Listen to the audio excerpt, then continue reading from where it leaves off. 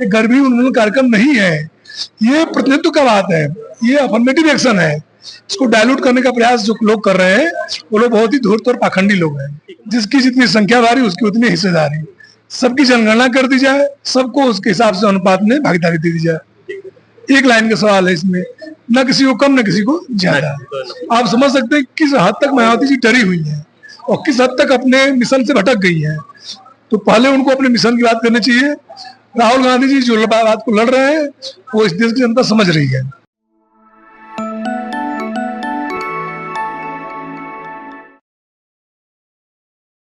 नमस्कार, स्वागत है आपका कबीर न्यूज में। मैं हूं जितेंद्र कमल। कानपुर में आज कांग्रेस ने जाति जनगणना कराने और रिजर्वेशन की लिमिट को 50% से ज्यादा करने के लिए हस्ताक्षर कार्यक्रम रखा हुआ है।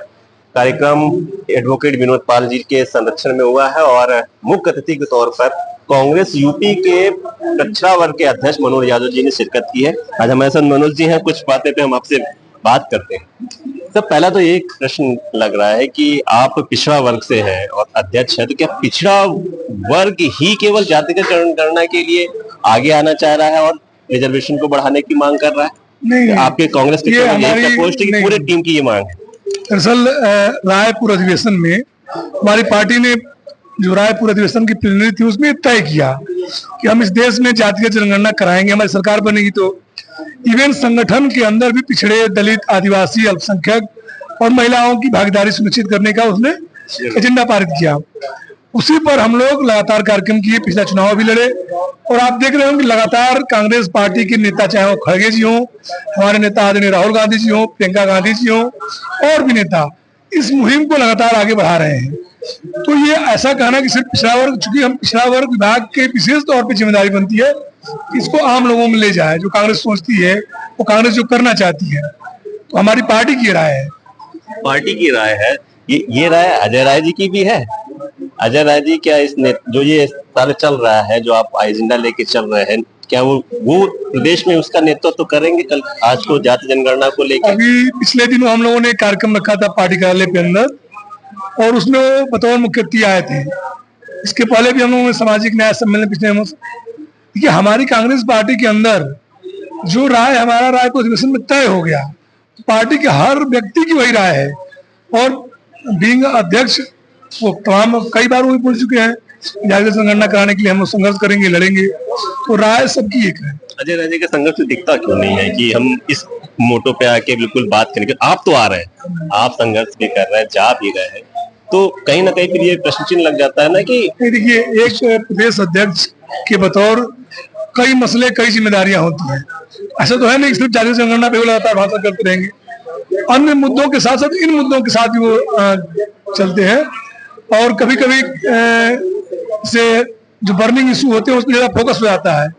अब सभा, गोष्ठियों, सम्मेलनों में वो जो बोलते हैं उसको भी अलग तरीके से छप जाता है, लेकिन उनकी राय हम लोगों की राय से जुदा नहीं है, मतलब बिल्कुल अलग नहीं है। ठीक।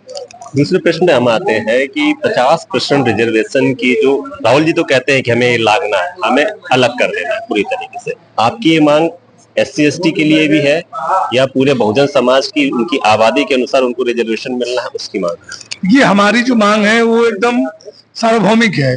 जिसकी जितनी संख्या भारी उसकी उतनी हिस्सेदारी, सबकी जनगणना कर दी जाए, सबको उसके हिसाब से अनुपात में भागीदारी दे दी जाए।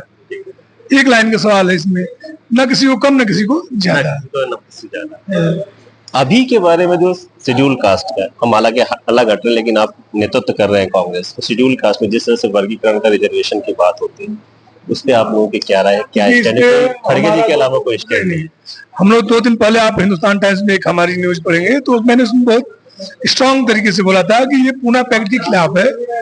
दूसरी बात की जो SC समुदाय को आरक्षण दिया गया है वो एक तरह की अस्पृश्यता के शिकार लोगों का एक सूचीबद्ध किया गया। जो उप वर्गीकरण है, अगर राज्यों के अधिकार में आप दे देंगे तो आप देख रहे होंगे कि कई बार, कई दफा कई सरकारें अनर्गल इसको राजनीतिक विषय बना के और लोगों को उसमें डालने की प्रयास करती हैं। तो ये संविधान की जो मूल आत्मा है उसके खिलाफ चला जाएगा। दूसरी बात, क्रीमी लेयर का जहां तक सवाल है कि मेरा ये मानना है कि जो लड़ सकता है, जो सक्षम है, उसको बाहर कर दो, जो लड़ाई में ना हो उसको ले आके खड़ा कर दो। क्रीमी लेयर अभी EWS लागू हुआ है, आपको पता है। EWS में ओबीसी का 8 लाख है, 7 लाख, 7.5 लाख, और इनकी संख्या इनका अधिक है। तो आरक्षण का आधार कभी भी आर्थिक नहीं रहा। आरक्षण का आधार रहा कि जिसका पार्टिसिपेशन नहीं हुआ हो उसको भागीदार बनाया जाए। और इस तरह से कई मुल्कों में है, अफर्मेटिव एक्शन है। जैसे अगर यूरोप में जाएंगे, अमेरिका में जाएंगे तो वहाँ निगरो लोगों को दिया गया है, दिया गया। इवन वहाँ तो निजी संस्थानों में भी पूरा डाइवर्सिटी को एडजस्ट किया जाता है। आप फिल्मों में, साहित्य में, हर जगह उनको अवसर मिलता है।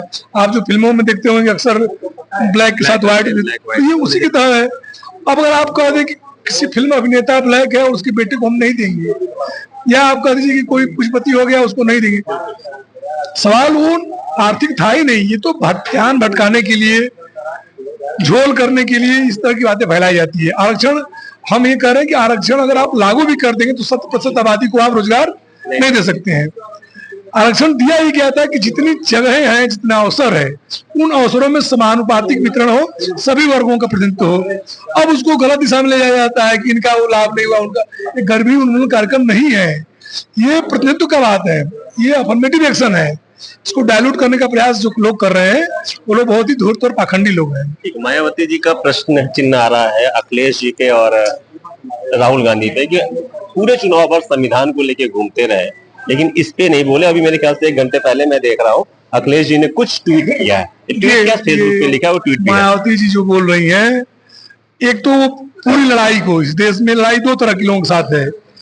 एक तरफ जो है प्रगतिशील लोग हैं, वैचारिक लोग हैं, समतामूलक समाज की स्थापना करने वाले लोग हैं। एक तरफ वो ताकतें हैं जो कि इस देश में गैर बराबरी को बढ़ावा देना चाहती हैं, इस देश में वैज्ञानिक चेतना को कुंद करना चाहती है, संसाधनों पे कब्जा करने वाले। पूरे चुनाव में बहन जी, पिछला चुनाव जो भी हुआ, जिस तरीके से वो निष्क्रिय हुई और अपने वर्गों की लड़ाई को लेकर वो आगे नहीं बढ़ी, जिन के लिए कांशीराम जी ने स्थापना किया, वो डरी हुई है, उनको डरा दिया गया है। दूसरी बात की वो अक्सर उन लोगों से लड़ती है जो सेम विचारधारा के उनके हैं, जो चाहते हैं कि समतामूलक समाज की स्थापना हो, गरीबी खत्म हो, इस देश में सबको सम्मान मिले। उनकी लड़ाई कहाँ लड़नी है? उनको लड़ाई लड़नी है उनसे।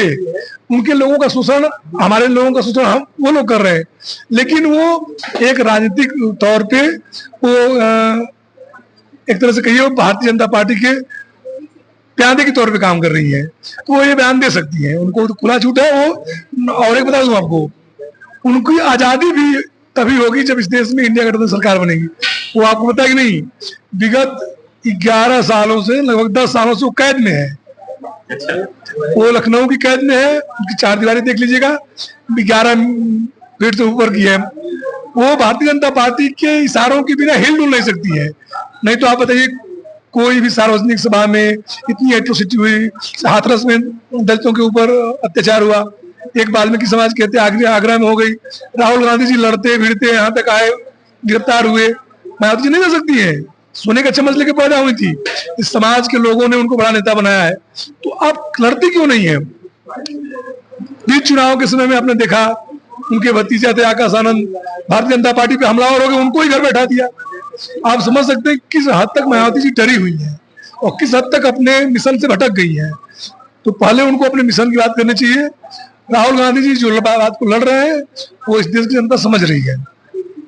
एक अंतिम प्रश्न पूछ रहा हूँ, क्या ये समय नहीं आ गया है जब आपको ये भी मांग करनी चाहिए कि खेलों में और प्राइवेट सेक्टरों में भी ओबीसी का रिजर्वेशन, एससी का रिजर्वेशन होना चाहिए? अगर एससी तो जब मैं जोड़ दे रहा हूँ, क्योंकि ओबीसी का रिजर्वेशन की मांग इनमें करनी चाहिए कि प्राइवेट में भी इनकी मांग हो। ये पैनल पे आधा ही लिखा गया है, अभी इसमें जो इंक्लूड है वो बहुत चीजें, उसका हम आपको दस्तावेज भेज देंगे। SC, ST, OBC, minority, even हम ये भी लड़ाई लड़ रहे हैं कि वक्त के जो नए बदलाव करने जा रहे हैं उसका विरोध कर रहे हैं हम। एससी एसटी एक्ट में एससी एसटी का जो ये मसला है इसका भी हम लोग अपोज कर रहे हैं।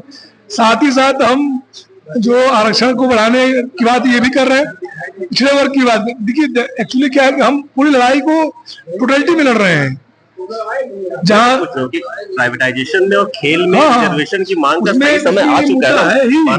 हम इसको मांगेंगे जिन संस्थाओं को सरकारी वित्त द्वारा पोषित किया जा रहा है, चाहे वो लोन के माध्यम से, जमीनें देके संरक्षण के माध्यम से, या किसी तरह की रियायत देखी, उनमें ऑब्वियसली आप देना चाहिए।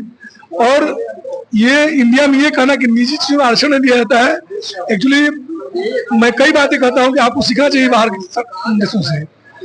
निजी क्षेत्रों में जैसे आरक्षण को मिलना चाहिए, क्योंकि राज्य पोषित है ना, ये लोग 11-11 लाख करोड़ रुपए एनपीएस कर रहे हैं। वो नहीं हो रहा है, प्रोटेस्ट नहीं हो रहा है। बड़ी होगा, आपके अभी शुरुआत आपके है। भी उसके भाषण में मैंने नहीं सुना कि आपने इन बातों पे बोला हो कि कई रिजर्वेशन छूट की। जाते हैं, लेकिन ये भी तो हमारे इंक्लूड है इसमें।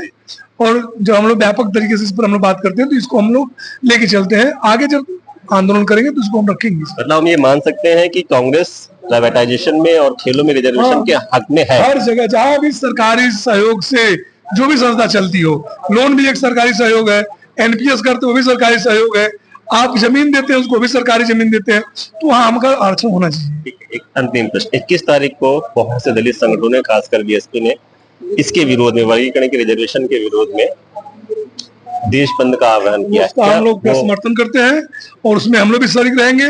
और ये जो मोदी जी अपने सांसदों को बुला के और जो ये थोथी बातें कर रहे हैं, मोदी जी का इतिहास रहा है कि जो कहते हैं वो करते नहीं, जो करते नहीं वो करते हैं, कहते नहीं है। तो इस मामले में मैं मोदी के साथ रहा हूँ। जो उन्होंने कहा है कि इसका बिल लाके इसको संशोधन किया जाए और उसको नवीन अनुसूची में डाला जाए और जो अधिकार है उसको वापस लिया जाए। धन्यवाद। हमसे बात करेंगे, बहुत बहुत शुक्रिया अध्यक्ष जी, बहुत बहुत शुक्रिया। तो ये मनोज यादव जी थे जिन्होंने बेबाकी से अपनी राय को रखी है रिजर्वेशन पे और प्राइवेटाइजेशन पे भी, रिजर्वेशन में, खेलों में रिजर्वेशन पे भी कांग्रेस के स्टैंड को बताया है कि हम इसकी मांग करते हैं और रखते हैं इसकी।